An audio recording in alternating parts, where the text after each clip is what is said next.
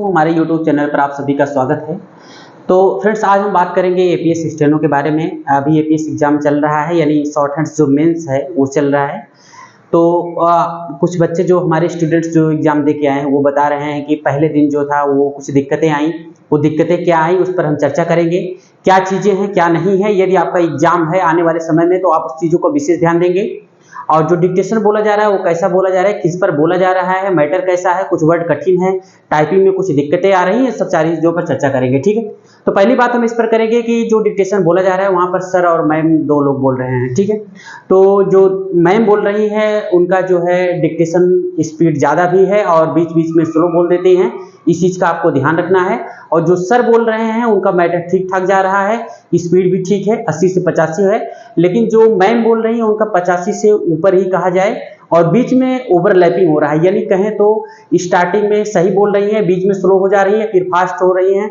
तो टाइम का थोड़ा सा क्या है कि इसमें दिक्कतें आ रही हैं, कई समय से ज़्यादा कई समय से पहले ही बोल दिया जा रहा है मैटर, तो उसमें बच्चे ध्यान नहीं दे रहे हैं। और सबसे बड़ी दिक्कत ये हुई कि जो फर्स्ट टाइम बच्चे थे वहाँ पर वो ऐसा हुआ कि जैसे मैम जब मैटर ट्रायल होता है, ट्रायल दी तो ट्रायल ठीक ठाक था, बच्चों ने बताया कि, और इसके बाद मैम जैसे एक साइड मुँह करके बोल रही है तो बच्चे जो साइड साइड बैठे हुए हैं, अब एक साथ कई बच्चों को बुलाया जा रहा है तो कुछ बच्चे दूर बैठेंगे, कुछ बच्चे पास बैठे। तो जो बच्चे पास बैठे थे उनका तो मैटर ठीक ठाक गया है, यानी उनको सुनाई अच्छे से दे रहा था।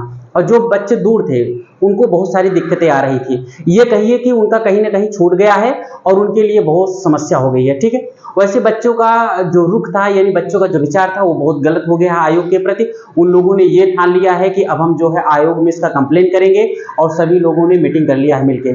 और वो करेंगे क्या, आयोग में जा करके अपना रोल नंबर और सब सारी समस्याएं बताएंगे। उसी प्रकार टाइपिंग में भी दिक्कतें हो रही थी। टाइपिंग में क्या दिक्कतें हो रही हैं कि जैसे कोई शब्द लिखना शुरू करिए, अगर मान लीजिए पहला व्यंजन गड़बड़ हो रहा है एक शब्द का, तो उसमें क्या आ रहा है, उसमें कहीं बॉक्स आ जा रहा है, कहीं जीरो आ जा रहा है, यानी कट का मार्क आ रहा है, जीरो आ जाता है या इस तरह से आ जाता है। तो उससे क्या होता है कि कुर्ती जो फांट में ज़्यादा ये देखने को मिल रही है और मंगल में कम मिल रही है। तो इसी पर हम चर्चा करेंगे। और अगर आपका एग्जाम है तो उसको विशेष फोकस करके जाएंगे।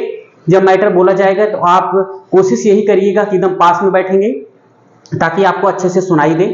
जो सर हैं वो तो ठीक ठाक बोले, लेकिन मैम में थोड़ी दिक्कतें हो रही हैं कि मैम की वॉइस इतनी बुलंद नहीं है कि बच्चे दूर तक सुन ले। ठीक है, और आयोग तो हमारे हिसाब से तो आयोग को ऐसा नहीं करना चाहिए था। क्यों कि रिकॉर्डेड मैटर बोला जाता तो माइक लगती तो सारे बच्चों को अच्छे से सुनाई देता और सारे बच्चे अच्छे से लिखते।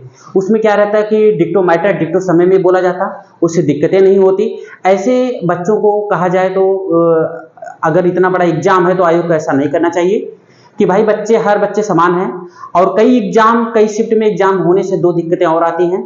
वो पहली दिक्कतें ये आती है कि अगर मैटर सरल बोला गया तो उसमें ज़्यादा बच्चे क्वालिफाई हो जाते हैं, और दूसरी चीज़ ये कि जो मैटर कठिन बोला जाता है उसमें स्वाभाविक सी बात है कि कुछ बच्चे फेल ही हो जाएंगे।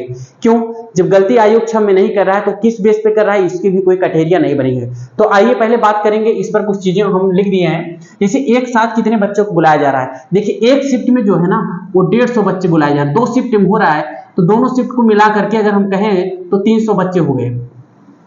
300 बच्चों में अगर उपस्थिति की बात करें कि कितने बच्चे उपस्थित हो रहे हैं, लगभग 120 से 125 तक बच्चे उपस्थित हो रहे हैं, यानी जितनी उम्मीद की गई थी उससे कहीं ज़्यादा बच्चे उपस्थित हो रहे हैं। इसका कहने का मतलब ये है कि बच्चे जो है अच्छे से शॉर्ट हैंड सीखे हुए हैं, उनके अंदर कॉन्फिडेंस है, इसलिए वो आ रहे हैं। ठीक है, और दूसरी बात ये करेंगे, अगर इसमें हम एक चीज़ और कहें तो बच्चे मैक्सिमम वो एग्जाम देने जा रहे हैं जो कहीं ना कहीं सिलेक्टेड हैं, जैसे डिस्ट्रिक्ट कोर्ट हो गया, यूपीपीसीएल हो गया, अधीनस्थ में कहीं ना कहीं स्टोनो के पद पर हैं और उनका स्टोनो ठीक ठाक है, प्री पहले से ही मेंटेन है। ऐसे लोग जो है एग्जाम देने, मैक्सिमम लोग ऐसे जा रहे हैं। ठीक है, तो और दूसरी चीज ये है कि मैटर किससे संबंधित बोला जा रहा है।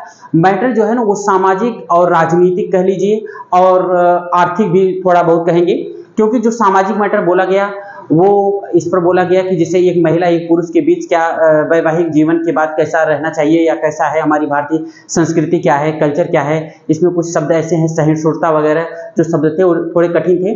तो बच्चों के कुछ शब्द हम कहेंगे 2 4 10 शब्द कठिन थे, बाकी शब्द मिलाकर सब सही थे। मैटर बहुत ज़्यादा कठिन नहीं था, मैटर ओवरऑल मिलाकर सही कहा जाएगा। जिसकी स्पीड ठीक ठाक है वो अच्छे से लिख ले रहा है, लेकिन जिसका मैटर जो है जैसे कॉमन सी बात हमने बताया कि अगर कई शिफ्ट में बोले जाएंगे तो कुछ मैटर कुछ कठिन मिलेंगे, कुछ तो किसी में धार्मिक को लेकर के बोला जा रहा है, किसी राजनीति, किसी आर्थिक मामलों पर बोला जा रहा है, तो हम तो कहेंगे कि आपके पास अगर 2-3 महीने की पेपर है, जितने संपादकीय दिए गए हैं, संपादकीय में जितने मैटर हैं, कम समय है, एक बार फिर से आप लिख डालिए उसको, ठीक है। जो कठिन शब्द है उसकी आउटलाइन बना डालिए, ठीक है।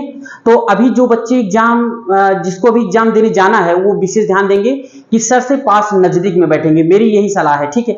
और आगे बढ़ते हैं, आगे हम बात करेंगे स्पीड। स्पीड देखिए 80 के समथिंग तो हम कोई नहीं कहेंगे, 80 से ज्यादा ही कहेंगे, हम 85 कर सकते हैं, या हम 90 तक कर सकते हैं, 90, 91, 95 तक कर सकते हैं।